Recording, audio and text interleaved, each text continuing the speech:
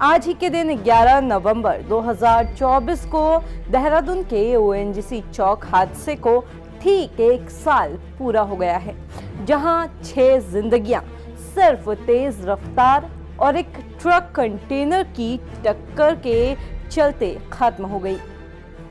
इस हादसे के बाद सब ये जानना चाहते थे कि आखिर हादसे की असल वजह है क्या, लेकिन एक साल गुजर जाने के बाद भी पुलिस की ऐसी हीला हवाली की चार्जशीट अब तक दाखिल नहीं हुई।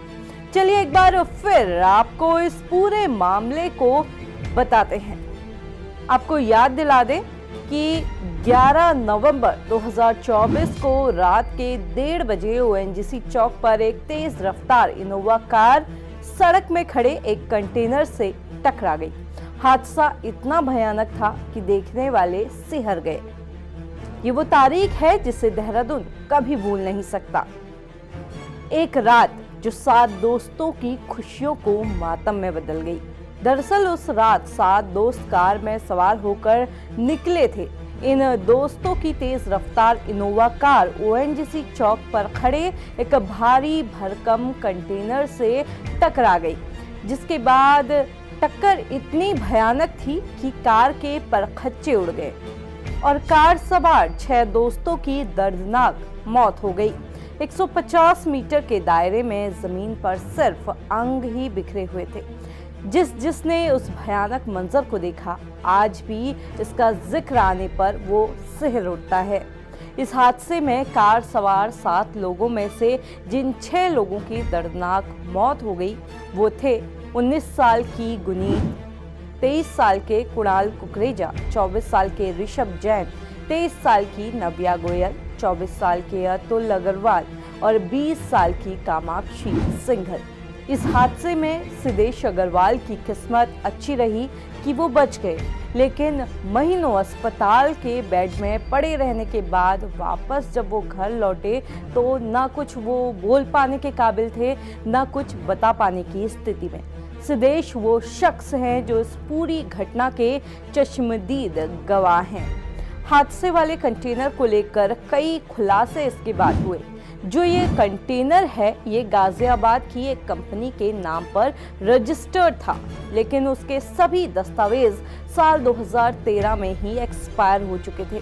उस कंटेनर का फिटनेस सर्टिफिकेट एक्सपायर्ड था, इंश्योरेंस एक्सपायर्ड था, रजिस्ट्रेशन भी एक्सपायर्ड था। फिर भी वो गाजियाबाद से देहरादून तक आया, राज्य की सीमाएं पार की और किसी ने उसे रोका नहीं, ना पुलिस ने, ना ही आरटीओ ने।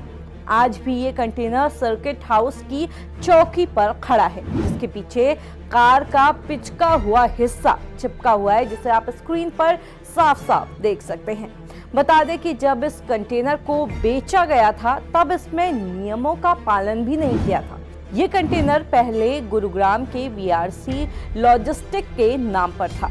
इसके बाद इसे नरेश गौतम नाम के व्यक्ति को बेच दिया गया।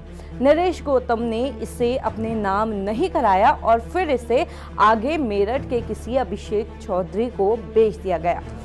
उसने भी इसे अपने नाम नहीं करवाया। हादसे की रात ये कंटेनर एक हॉरिजॉन्टल ड्रिलिंग मशीन लेकर देहरादून के कोलागढ़ जा रहा था। इसी बीच एक तेज रफ्तार इनोवा आकर इससे टकरा गई और हादसा हो गया। हादसे के 12 दिन बाद पुलिस ने कंटेनर ड्राइवर राजकुमार को पकड़ लिया था। अब सबसे बड़ा सवाल कि इस हादसे को आज 1 साल हो गया है, पूरा का पूरा 1 साल, लेकिन न कंटेनर के मालिक पर कोई एक्शन हुआ है अभी तक, ना कोई रिपोर्ट अभी तक सामने आई है इसे लेकर, और सबसे बड़ी बात कि कोर्ट में अभी तक चार्जशीट भी फाइल नहीं हुई है। ऐसे में सवाल उठना लाजमी है, क्योंकि अमूमन किसी भी केस में चार्जशीट जो है वो दाखिल करने का एक वक्त होता है। वक्त पर चार्जशीट दाखिल ना करने पर सबूतों के साथ छेड़छाड़ करने की आशंका बनी रहती है। ऐसे में इस केस को तो 1 साल गुजर चुका है। पुलिस कहाँ चूक रही है, ये तो वही बता सकती है।